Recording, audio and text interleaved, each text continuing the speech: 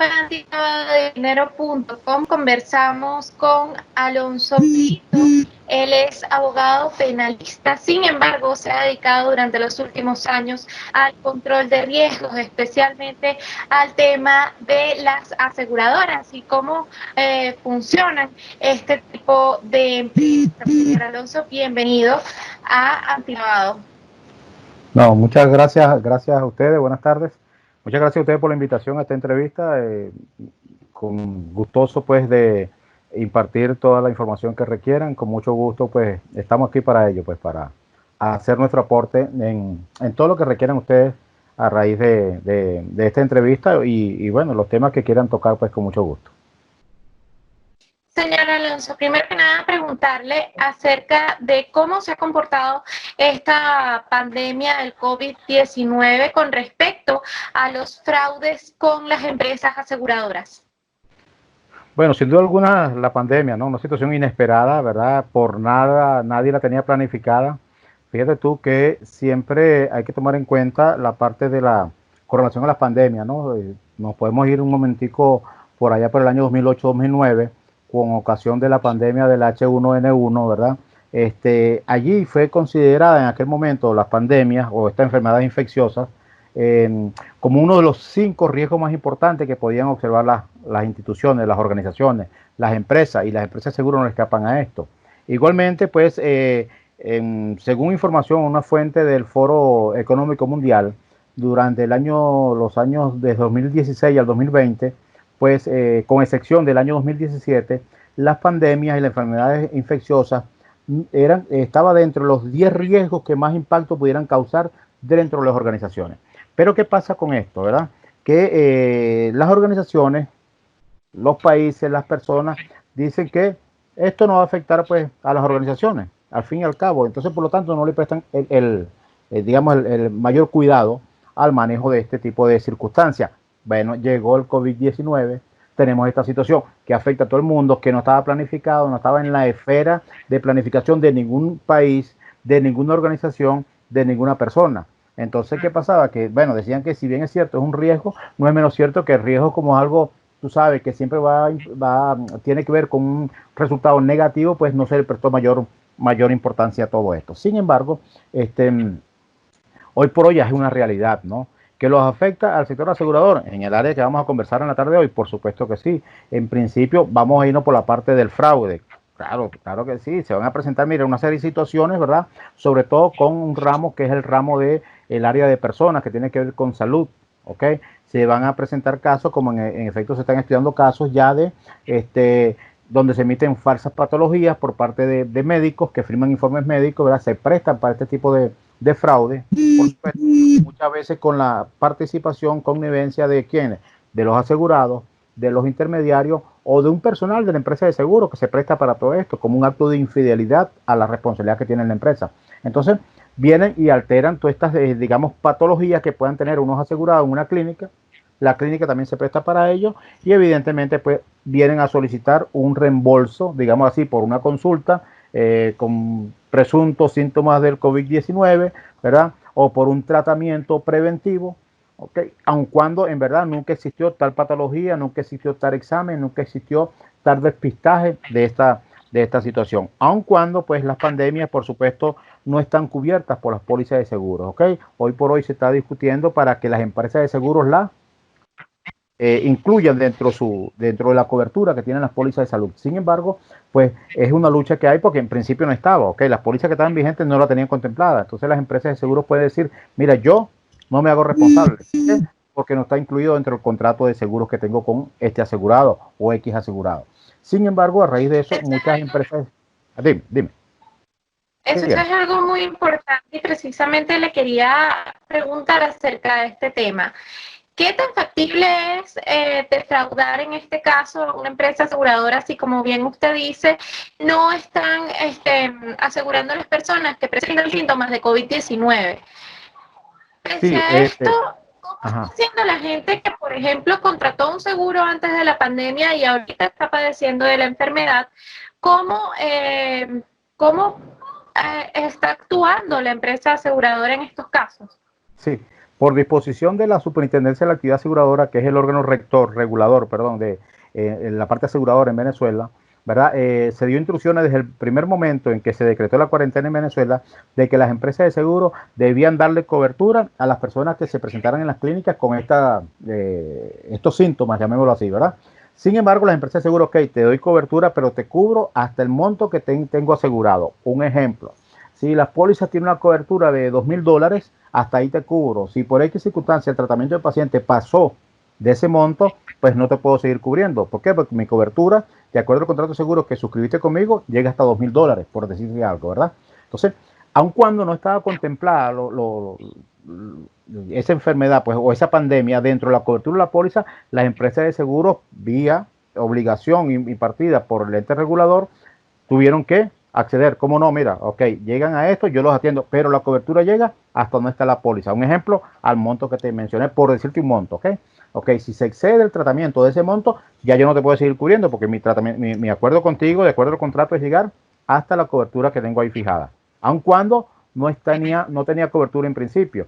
Hoy por hoy las empresas de seguro están haciendo planes especiales, ¿verdad? Incluida la situación de pandemia, pero eso no estaba planificado, por eso que no estaba en ninguna cobertura de las pólizas de seguros, ¿ok? Porque se veía solo como un riesgo que pudiera impactar, pero estaba eso allí, ¿ok? Lamentablemente ocurrió, no es una afectación de Venezuela, es una afectación mundial, sabemos las consecuencias de todo esto, ¿verdad?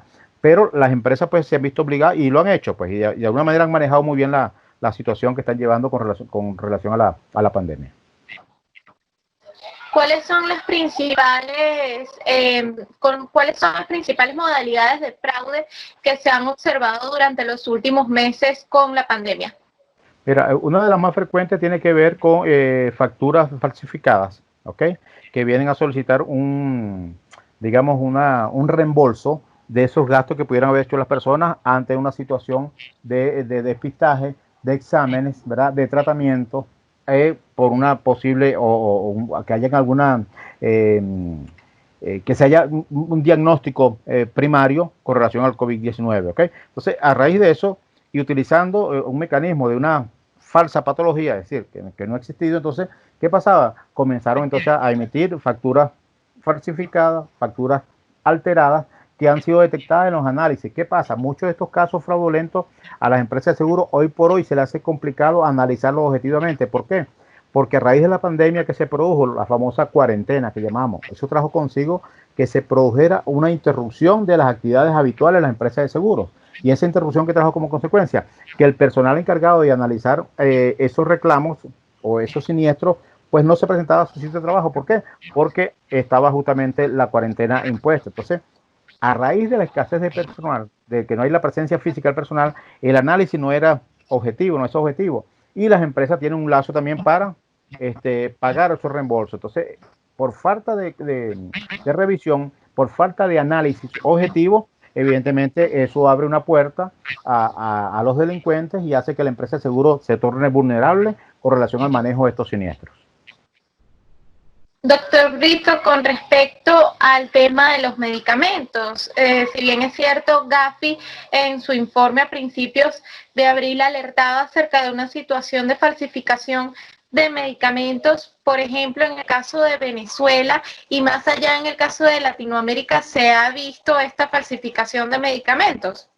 Sí, en el caso de Venezuela particularmente no hay un caso específico. Es posible que si alguna empresa lo tuvo o ha tenido conocimiento de eso, lo ha manejado con muy bajo perfil. Ahora bien, a nivel de Latinoamérica, pues un caso bien importante recientemente en Ecuador, una persona pues que ligada a los altos componentes políticos de ese país, pues tenía una cantidad de empresas que se encargaron con esta pandemia de reciente creación las empresas a importar medicamentos, ¿verdad?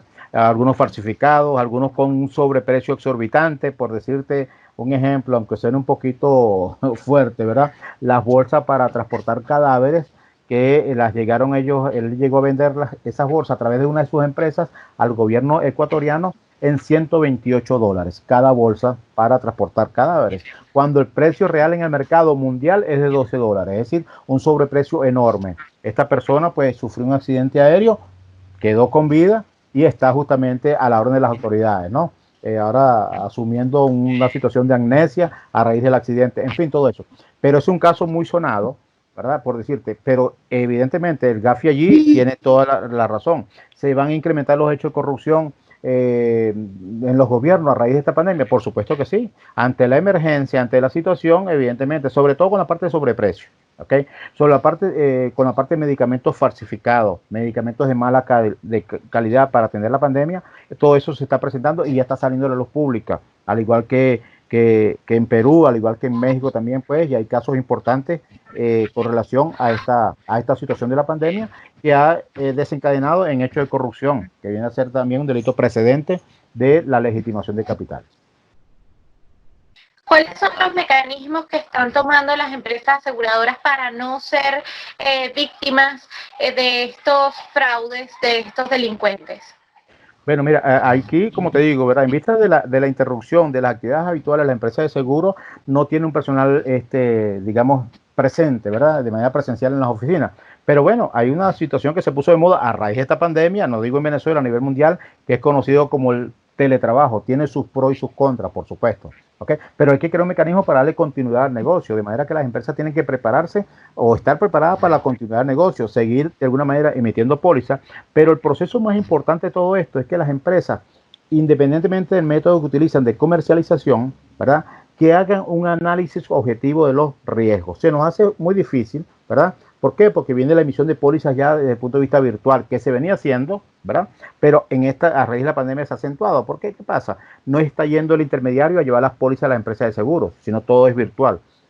No hay quien analice en el momento determinado esas pólizas, ese material, esa documentación que aporta el asegurado para constatar su legalidad o veracidad o no de esos documentos. Entonces, ¿eso qué hace?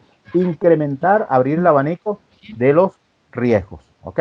Y evidentemente, por ahí pueden venir situaciones fraudulentas, claro que sí. Entonces, eso requiere un análisis y tomar en cuenta las recomendaciones que el Gafi ha hecho al respecto, ¿verdad? Sobre todo al sector asegurador.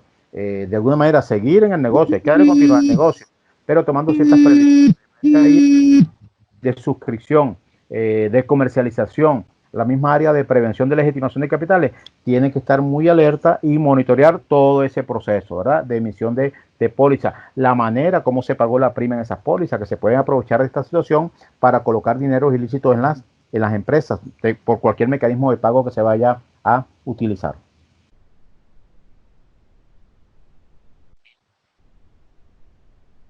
Por último, preguntar, si usted es un especialista, además de las de Gafi, le haría a esas empresas aseguradoras para no ser víctima de estos tipos de fraude?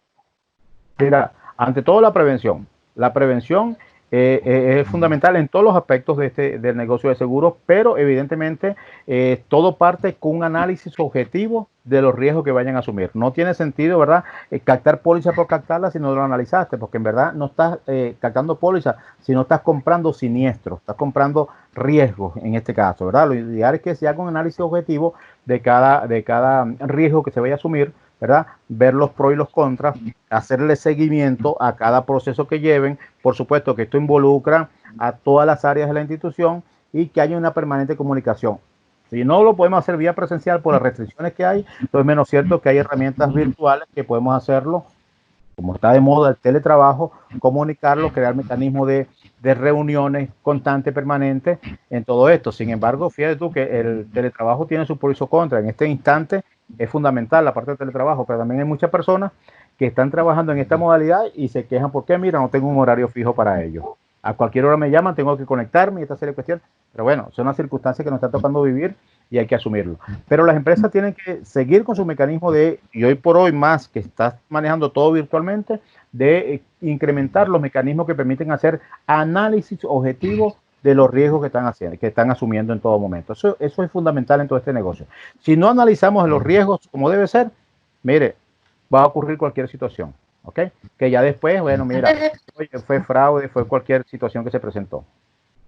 Dime. Antes de finalizar, señor Brito, ¿cuáles son esas señales de alarma que le pueden decir a una empresa, a una aseguradora, que algo está mal, que algo está extraño con ciertos fondos de una persona o de una organización? Claro. Parte, en principio, fundamental es conocer la actividad económica de este cliente, ¿verdad? Sea persona natural o persona jurídica. Te pongo un ejemplo, fíjate tú. Por allá por el mes de abril, ¿verdad? Ocurrieron 2 incendios en una zona de Las Mercedes, 2 restaurantes muy conocidos, ¿ok? Llama poderosamente la atención que no, fíjate, no es el ramo de salud, sino el ramo de patrimonial, la póliza de incendio. Dos restaurantes que se incendiaron justamente en una misma semana. Oye, habría que ver quiénes son las empresas de seguro, si es la misma empresa, qué pasó ahí, cómo ocurrió todo esto, ¿no? Entonces, eso llamó poderosamente la atención. Evidentemente, la gente dice, oye, sí, que ha bajado la siniestralidad en el ramo de automóvil, en el caso de seguro. Claro que ha disminuido, ¿por qué? Porque la movilidad de automóvil ha disminuido notablemente por X circunstancias que vive el país, ¿verdad? Y entonces, ¿qué medidas tienen que tomar? Mira, seguimiento, monitoreo, revisar, porque vas a conseguir una serie de variables, ¿verdad? Vas a conseguir sin duda alguna las empresas de seguro una disminución importante en los ingresos que recibe por el pago de las pólizas, por las primas. Eso lo estás recibiendo. También vas a tener disminución de la siniestralidad en algunos ramos, como el ramo de automóvil, ¿verdad? Pero el ramo de salud se te puede disparar la siniestralidad por X circunstancias, ¿ok? Que estaba la siniestralidad, si se quiere, controlada en vista de la cobertura que tenían las pólizas cuando eran en bolívares. ¿Okay? Una tendencia a la baja en la siniestralidad, pero hoy puede haber tendencia a que se vayan incrementando. Entonces, las medidas son esas, o sea, tomar siempre la prevención, hacer análisis, yo insisto mucho con esto, análisis objetivo de riesgo. ¿Okay? No comenzar a hacer todos esos análisis después que todo se materializó y ya tenemos el siniestro aquí y ahora tenemos que darle la respuesta en todo esto. Se va a presentar situaciones que vengan a contratar pólizas de automóvil que, mira, de repente, como no se le puede hacer, o sea, no se le está haciendo una inspección como debe ser, pueden tener daños ocultos mañana o pasado. Puede también presentarse en cualquier tipo de siniestro, con las mismas fianzas inclusive. ¿Okay? O sea, que todo requiere un análisis. Todos los ramos son ramos de riesgo y todos son susceptibles para cometer hechos fraudulentos. ¿Okay? Inclusive hasta, mira, pólizas de vida, ¿okay? Esas actas de función, en caso que la persona que falleció esté amparada con una póliza de vida, bueno, ¿quiénes son esos beneficiarios? Ese beneficiario final, ¿quién es? Un siniestro. Todo eso tenemos que manejar. Esta pandemia justamente puede dar pie a que esta delincuencia organizada perfeccione los mecanismos para lograr su objetivo, ¿ok? Pero el fraude lo tenemos presente. Sí. Muchísimas gracias, señor Alonso. Era el doctor Alonso Brito. Él es abogado penalista, sin embargo se ha dedicado durante muchísimos años a la prevención de riesgos y legitimación de capitales.